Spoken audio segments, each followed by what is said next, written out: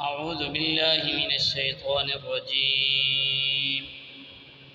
بسم الله الرحمن الرحيم. ولقد علمتم الذين اعتدوا منكم في السبت فقلنا لهم كونوا قردة خاسئين فجعلناها نكالا لما بين يديها وما خلفها وموعظة للمتقين. صدق اللہ العظیم. سورۃ البقرہ ہے، آیت نمبر 65 اور 66 کا آج کا درس قرآن ہے. سب سے پہلے ان آیات کریمہ کا ترجمہ نوٹ فرما لی. وَلَقَدْ عَلِمْتُمُ الَّذِينَ اعْتَدَوْا مِنْكُمْ، اور تم خوب جان چکے ہو جنہوں نے تم میں سے زیادتی کی، فی السبت ہفتے والے دن کی. فَقُلْنَا لَهُمْ كُونُوا قِرَدَةً خَاسِئِينَ، تو ہم نے کہا ان کو کہ ہو جاؤ بندر ذلیل. فَجَعَلْنَاهَا نَكَالًا لِمَا بَيْنَ يَدَيْهَا وَمَا خَلْفَهَا، پھر کیا ہم نے اس واقعے کو عبرت ان لوگوں کے لیے جو وہاں تھے اور جو پیچھے. وَمَوْعِظَةً لِلْمُتَّقِينَ، اور ہم نے نصیحت، اور جو پیچھے آنے والے تھے نصیحت ہے اس میں ڈرنے والوں کے لیے. یہ واقعہ جو ہے یہ حضرت داؤد علیہ السلام کے زمانے کا واقعہ ہے، بنی اسرائیل کا، کہ اللہ تبارک و تعالیٰ کی ذات نے ان کو ہفتے والے دن شکار سے منع کیا کہ ہفتے والا دن آپ نے شکار نہیں کرنا ہے. تو اس کے اندر دو قسم کے لوگ آ گئے تھے. ایک کو نکال کہا جو نافرمان تھے، ایک کو موعظہ کہا جو فرما بردار تھے.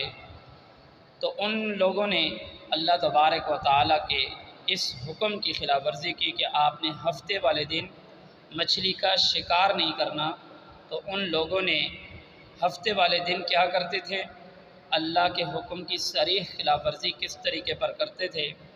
پہلے انہوں نے اس حکم کے ساتھ کس طرح استہزاء کیا، مذاق کیا کہ ہفتے والے دن وہ شکار تو نہیں کرتے تھے، لیکن وہ جو مچھلیاں آتی تھیں ان کے دم کے اندر وہ کانٹا وغیرہ رسی وغیرہ لگا کر کے زمین کے پیچھے لگا دیتے تھے.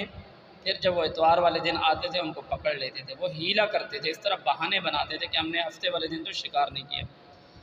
دوسری روایت یہ ہے کہ انہوں نے اس کے بعد باقاعدہ طور پر ہفتے والے دن بھی شکار کرنا شروع کر دیا، یعنی اللہ تبارک و تعالیٰ کی ذات کے حکم کی خلاف ورزی شروع کر دی.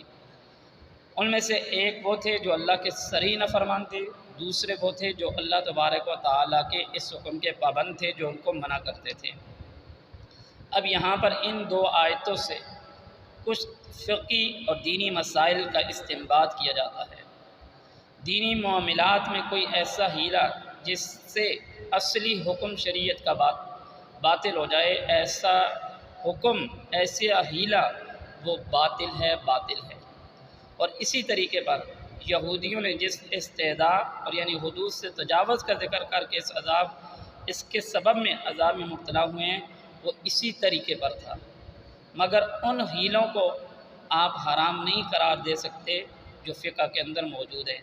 جیسے جناب رسالت آپ صلی اللہ علیہ وآلہ وسلم سے خود ثابت ہے ہیلے کہ آپ علیہ السلام نے فرمایا ایک سیر کھجور کو 2 سیر کھجوروں کے بدلے میں نہ خریدو، کیوں؟ یہ تو صراحتاً جنس کے بدلے میں آئے گی تو یہ سود ہو جائے گا، بلکہ تم اس طرح کر لو کہ ایک سیر جو عمدہ کھجور ہے، 2 سیر جو کمزور کھجوریں ہیں ان کو 2 درموں میں بیچ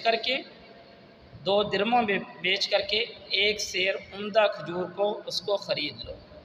یہ وہ چیزیں ہیں.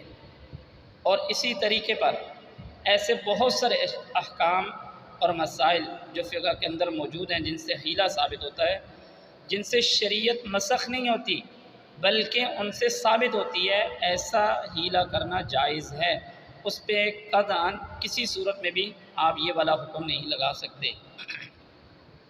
اب یہ جو لوگ، جن لوگوں کی شکلیں بندر اور خنزیر بن گئے تھے، روایتوں میں آتا ہے، حضرت عبداللہ بن مسعود رضی اللہ تعالیٰ عنہ سے منقول ہے کہ انہوں نے حضرت صلی اللہ علیہ وآلہ وسلم سے دریافت کیا کہ یہ جو بندر اور خنزیر ہیں یہ وہی ہیں جو حضرت داؤد علیہ السلام کے زمانے میں انسانوں سے بندر اور ذلیل بن گئے تھے، تو آپ علیہ السلام نے فرمایا کہ مسخ شدہ لوگوں کی جو نسل ہے وہ آگے نہیں چلتی ہے، بلکہ یہ تو روز اول سے ابتدا سے تھے، تو یہ وہی والے خنزیر اور کتے ہیں۔